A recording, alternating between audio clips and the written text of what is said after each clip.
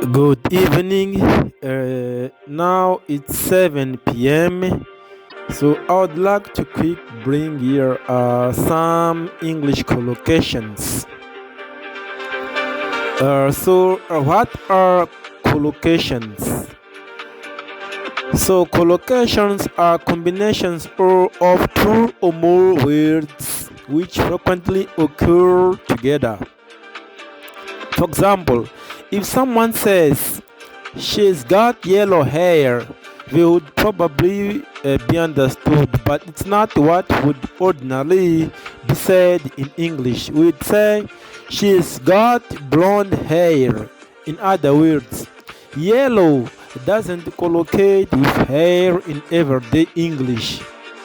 So yellow collocates with, let's say, flowers or paint. So collocations are not just a matter of how adjectives combine with nouns. They can refer to any kind of typical word combination.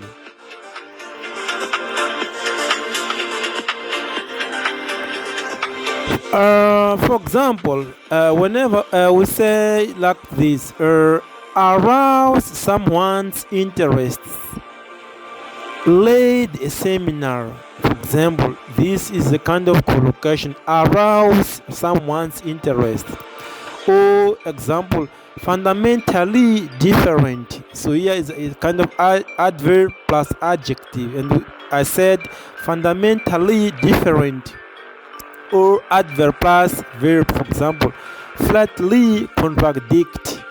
Okay, so to say flatly contradict, it's another collocation. Or a lick of paint, a team of experts, or even words of wisdom.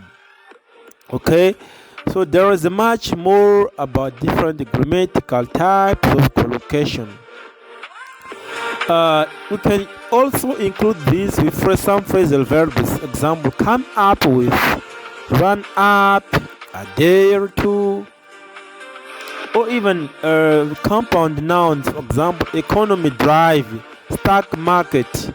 So are sometimes described as types of collocations. Okay, so we are supposed to consider them as individual lexical items, and so usually include them here. These all combinations.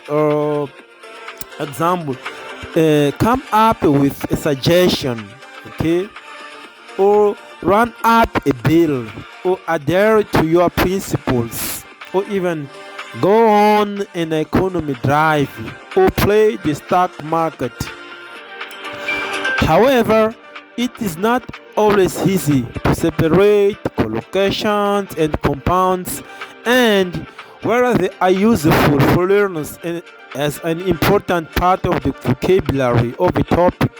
So some compounds can be brought as well. It can be difficult for learners to know which words to collocate, as natural collocations are not always logical or guessable. There is, for instance, no obvious reason why we say making friends rather than friends, for example, or rather than say getting friends. Okay, so it's commonly said making friends rather than saying getting friends. Or another approach, we may say heavy rain, not strong rain. Okay, so this is a kind of collocation. So it can be difficult for learners to understand this all. So we need to know when specific collocations are appropriate. So this usually referred to bilinguists as knowing which register to use. A light flow from a bus is a formal collocation used in notices and other official contexts. So in everyday situations, we would, of course, always talk about getting off a bus. Okay? So now, what is it important to learn collocations? So an appreciation of collocation, it helps to First, use the words you know more accurately. In other words, you make fewer mistakes. Okay, you will make fewer mistakes and not you will do few mistakes. I said you will make fewer mistakes. Secondly, you will sound more naturally when you speak and write by saying, for example, of great importance rather than of a big or a high importance.